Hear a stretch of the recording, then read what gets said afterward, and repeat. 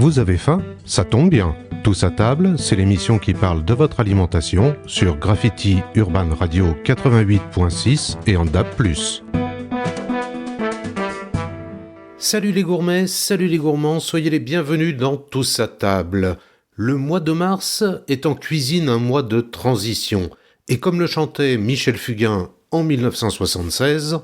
Il y a le printemps qui te réveille, t'as le bonjour du printemps. Il y a le printemps qui te réveille, t'as le bonjour du printemps. Il y a le printemps qui t'ensoleille, oh le coquin de printemps. Il y a le printemps qui t'ensoleille, oh le coquin de printemps. Vous l'avez tous constaté, le printemps est arrivé, certes timidement, et l'hiver se termine progressivement. On a tous envie de profiter des derniers trésors gourmands de l'hiver, mais les températures remontent doucement et avec elles, de nouveaux produits arrivent sur les étals de nos marchés.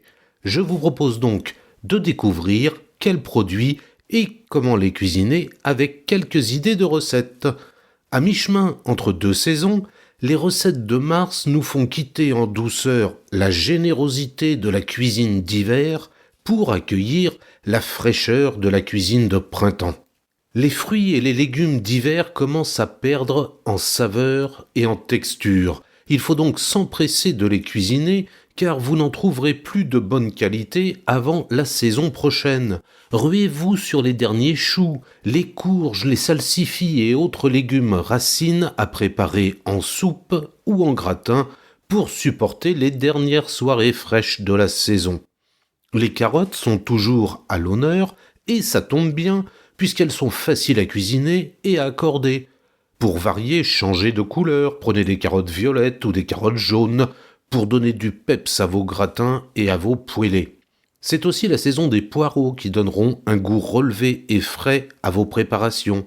On les aime dans les tartes ou dans les quiches avec des fromages frais et doux.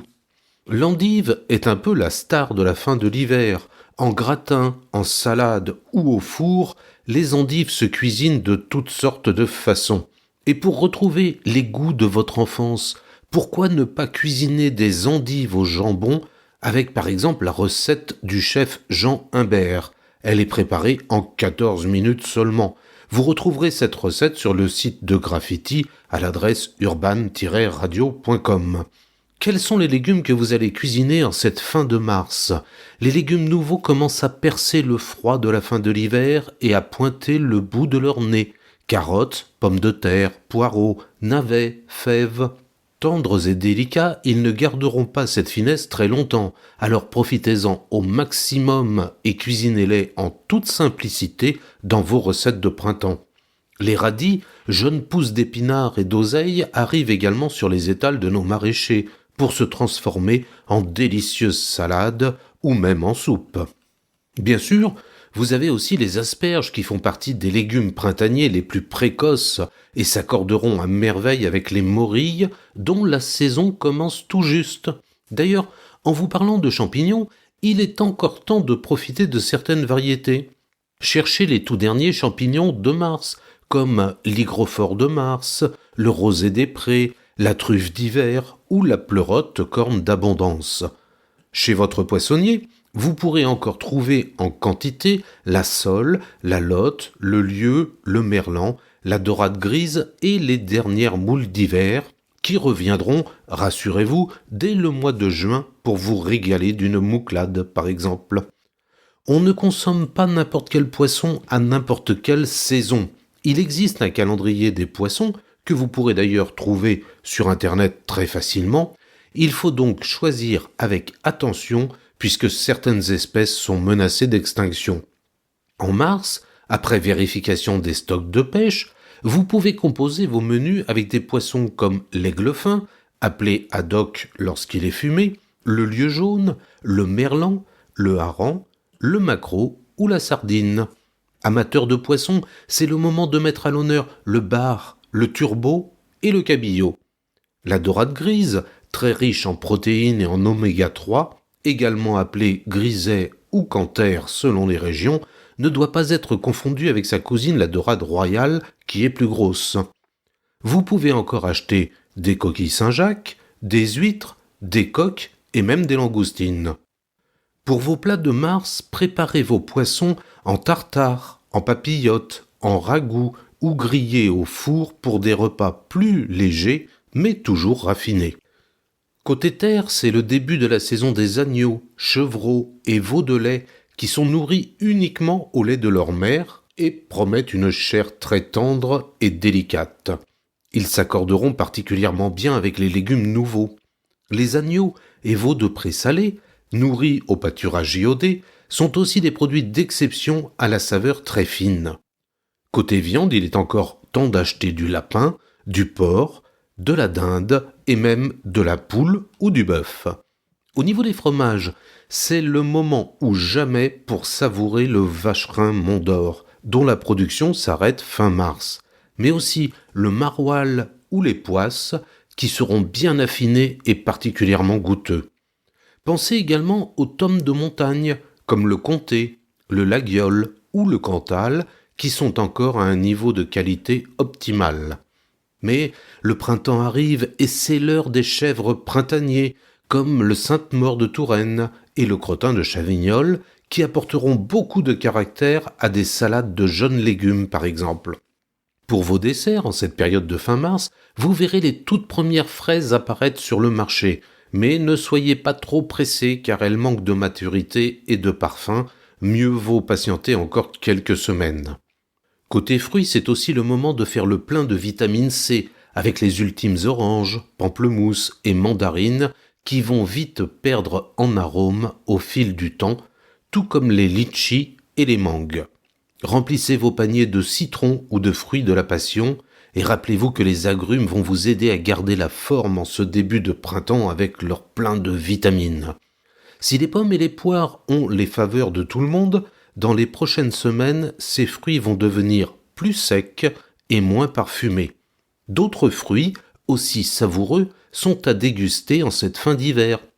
Les ananas Victoria sont riches en fibres et en vitamine C. Ils ne sont pas plus caloriques que les pommes. Ils peuvent être dégustés tels quels, ou alors cuisinés. Pensez à faire des ananas rôtis, ajoutez-les dans vos gâteaux, ou préparer des ananas au sirop. Le kiwi est un fruit très pratique, car il est plein de vitamine C, dont on manque en période d'hiver, mais si vous êtes fidèle à tous à table, vous savez déjà tout du kiwi puisque je lui ai consacré une émission complète en février. Avant de passer en cuisine, c'est le moment de marquer une pause musicale avec Nicolas Pauillet, alias Faué, auteur, compositeur, interprète originaire de Toulouse, à la voix grave et envoûtante. Voici, issu de son deuxième album sorti l'an dernier, le titre « C'était bien hier ». C'était bien hier, te recroiser sous ce lampadaire.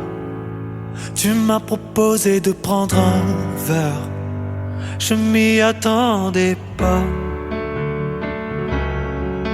C'était bien hier, place du Cap, les cheveux en arrière, replongé dans tes yeux marron vert.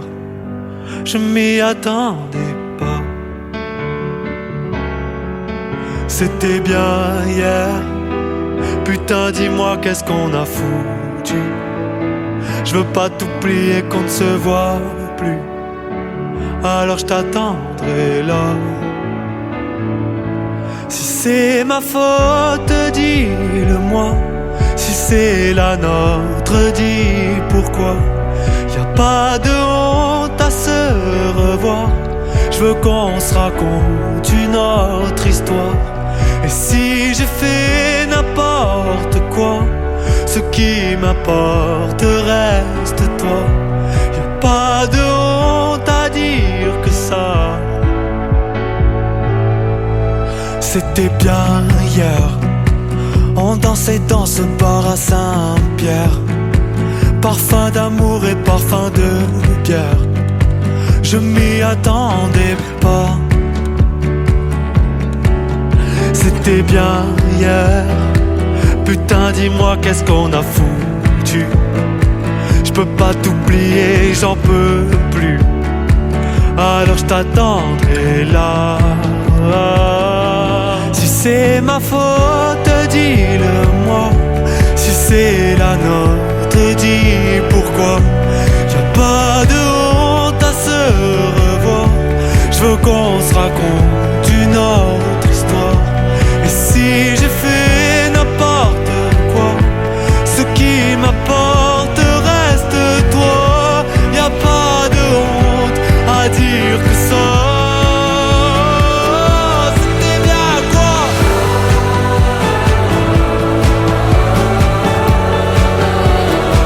Oh c'était bien quoi.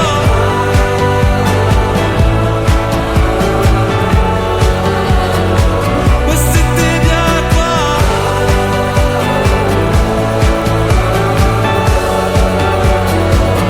C'était bien quoi.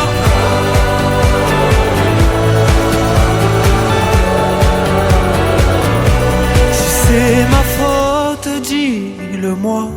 Si c'est la nôtre, dis pourquoi. Y'a pas de honte à se revoir. Je veux qu'on se raconte une autre histoire. Et si j'ai fait n'importe quoi, ce qui m'importe reste toi. Y'a pas de honte à dire que ça. C'était bien quoi. Tous à table, la suite avec aujourd'hui la cuisine du printemps. La fin de l'hiver et le début des beaux jours sont synonymes de changement côté cuisine. Les légumes nouveaux et les fruits rouges vont faire leur apparition sur nos marchés et vont mettre de la couleur dans nos menus. Les assiettes vont se faire plus légères et plus colorées.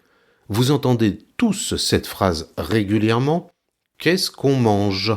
Alors, si vous vous demandez ce que vous allez bien pouvoir cuisiner en ce début de printemps, laissez-vous inspirer par cette sélection de recettes pleines de fraîcheur que je vais vous proposer dans quelques instants. Au printemps, les légumes nouveaux sont à l'honneur. Pour vos entrées, faites la part belle aux légumes fins et délicats qui arrivent sur vos étals.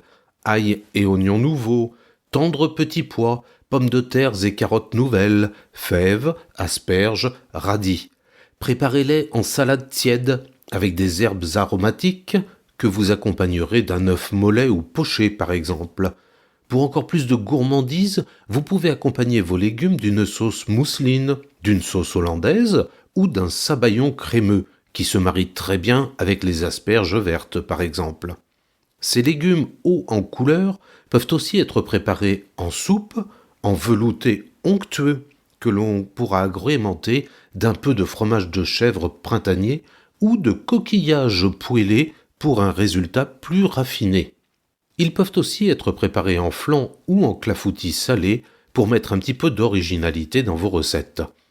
Autres idées d'entrées printanières, pour les petits budgets ou les cuisiniers pressés, pensez à faire des quiches ou des tartes salées.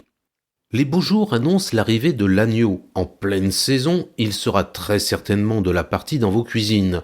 Pour vos plats de printemps, préparez donc un gigot d'agneau ou un carré d'agneau rôti en croûte d'herbes aromatiques, accompagné de légumes de saison pour un résultat gourmand et coloré. Vous pouvez aussi le cuisiner en sauté ou en daube avec des olives, en tagine avec du miel, des épices et des fruits secs, ou encore en traditionnel navarin, qui est la recette printanière par excellence. Avec les températures qui vont progressivement augmenter, vous allez laisser les plats réconfortants de l'hiver de côté pour préparer des recettes printanières plus légères. Les poissons sont donc particulièrement bienvenus. Servez-les avec une persillade et une purée de légumes de saison par exemple. C'est aussi le moment des desserts rafraîchissants. Si vous manquez d'idées de recettes à faire au printemps, tournez-vous dans les jours à venir vers les beaux fruits qui vont arriver sur les étals de vos marchés, à commencer par les fraises bien sûr qui sont tout attendues aussi bien par les petits que par les grands. Les variétés Gariguette ou Marat des Bois sont parmi les plus parfumées. Elles seront idéales, dégustées fraîches bien sûr, mais aussi pour garnir de merveilleuses tartes aux fraises, pour réaliser un fraisier ou une charlotte. On peut aussi les préparer simplement en salade avec de l'amande fraîche, de la verveine ou pourquoi pas une touche de vinaigre balsamique, sans oublier bien sûr l'incontournable crème chantilly. Elles pourront être cuites également dans de nombreuses préparations. Profitez-en pour préparer des confitures de fraises que vous aurez avec vous toute l'année, réaliser des crumbles ou encore des compotes en les associant volontiers à de la rhubarbe qui arrive en pleine saison et dont l'acidité équilibrera la douceur de la fraise. Pour vos desserts de printemps, pensez également aux autres fruits rouges qui ne vont pas tarder à arriver sur les marchés, comme les cerises, les framboises ou les groseilles, qui feront de merveilleux clafoutis ou qui pourront venir agrémenter des gâteaux tels que des cakes ou des muffins maison. Pensez aussi à préparer la rhubarbe en compote pour accompagner vos desserts. Le printemps apporte avec lui de beaux et bons légumes de saison. Le pissenlit, que l'on déguste le plus souvent en salade, les asperges que l'on aime accompagner d'une belle et nappante sauce hollandaise, les artichauts qui se dégustent simplement avec une vinaigrette maison, le radis que l'on croque nature, ou encore les petits pois ou le fenouil. Rappelez-vous, il y a un an, dans l'émission consacrée au beurre, je lançais un cri d'alarme 1 mois après le début de la guerre en Ukraine sur les risques d'inflation des produits alimentaires. Aujourd'hui, nous l'avons malheureusement tous constaté et subissons cette inflation tous les jours en faisant nos courses.